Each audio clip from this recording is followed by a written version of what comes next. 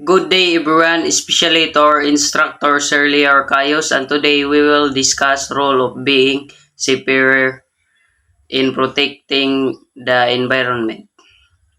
Being a seafarer carries an important responsibility in protecting the environment because ships operate directly in the world's oceans, seas, and waterways.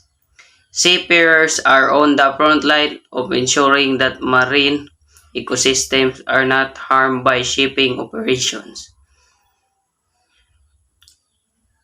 Ang seafarers adunay importanteng responsibilidad nga nagpalipod sa kinaiyahan tungod sa kay ang barko nagdirekta sa naglihok sa kadagatan. Preventing marine pollution.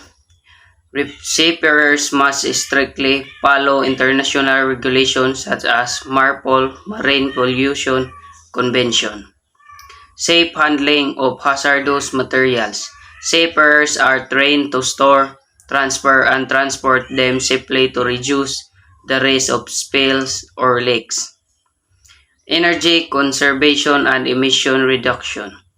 By operating engines efficiently, maintaining equipment properly, and following best practices in navigation, seafarers help reduce greenhouse gas emissions and air pollution from ships. Protecting marine life. Seafarers avoid practices that can harm wildlife, such as disposing of plastic or using unsafe ballast water that spreads invasive species. Emergency response.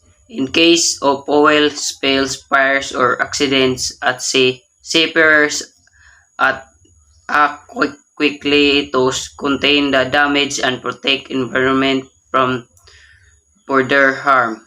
And that's all. Thank you.